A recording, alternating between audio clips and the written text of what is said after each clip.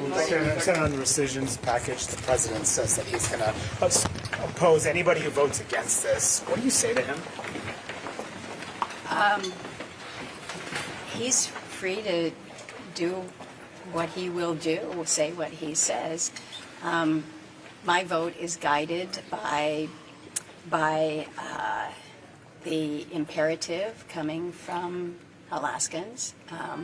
I have a vote that I am free to cast with or without the support of the president.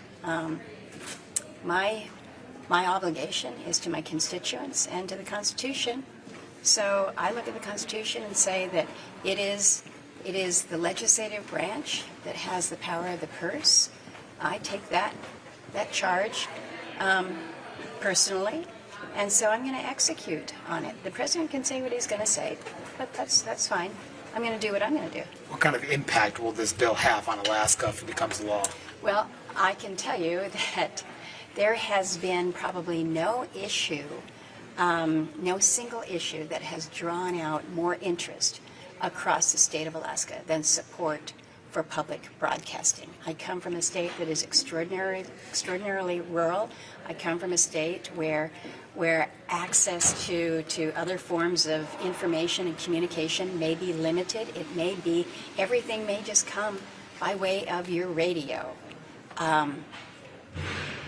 Call it old school, it's what we live in many parts of the state. And it's not just the shows that you may be familiar with back here, but it's the emergency alerts that come. We just had a landslide a few months ago in one of my hometowns, and it was how people were alerted to the fact that the only way to get from the school to town was to get in a boat and go across because the landslide was still too dangerous. It's the tsunami alerts. It's the aviation alerts when there is volcanic ash in the air. It is the flood alerts when the rivers are breaking up, whether it's the Yukon or Kuskokwim. There is a daily announcement as to what is happening with the ice jams upriver, so people know whether or not they need to move their snow machine or their vehicle up to higher ground. This is how we're communicating.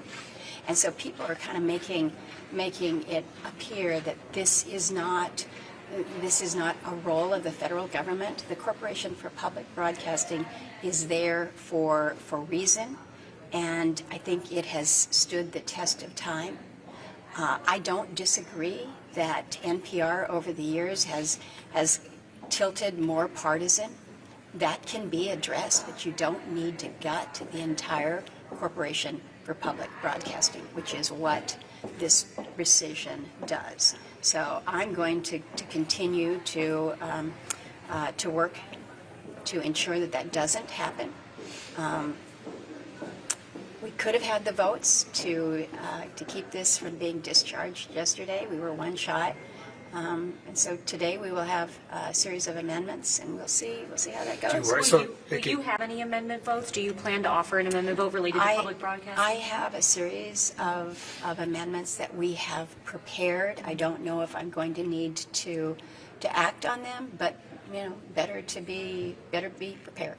Are any of your colleagues on the fence about also voting against? You need to talk to them. Yeah, you need to talk to them. Sir, do you have any concerns about the way the administration has handled this Jeffrey Epstein matter and whether there should be information released on that? The administration is I don't know, I guess they're muddling through it as best they can on it. I'm not going to give them any advice. No, they're working that through. Do you think that passing the rescissions, your colleagues, if they pass the rescissions bill, does that make it harder to get a bipartisan funding plan before the government shutdown deadline at the end of September? Are they making it more difficult on themselves? Every time we, as the legislative branch, do the smallest thing to really cede some of our authority to the executive, that makes everything harder. That makes bipartisan appropriations bills harder. That makes legislating harder. We've got a role. It is specifically defined in the Constitution.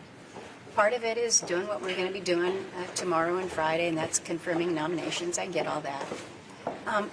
But we have a responsibility as well. And so if we just continue to take the direction from the executive because they've asked us to, and we kind of step back on our responsibility here, that's on us. We need to say, no, actually, we have a budget process. We have an appropriations process. We do rescissions within the appropriations bills themselves. Let us do this. Thank you for highlighting the concerned areas that you have. But we're right now in the middle of appropriations bills. Right now. We're going to have an opportunity tomorrow for markup on more bills. We did that last week. We can be doing this right now in the context of legislating. But instead, what we've done is we've taken, here's what the administration wants, and they're saying, trust us. Here's these buckets. We're not going to touch the ones that you really don't want. But we're not going to give you the clarity on that either. Trust us. We've got a job to do. Let's do our own job. Let's do the rescissions. Let's direct this within the appropriations process. Is Congress overall ceding gonna- too much power to the White House? I think I answered that. Thanks.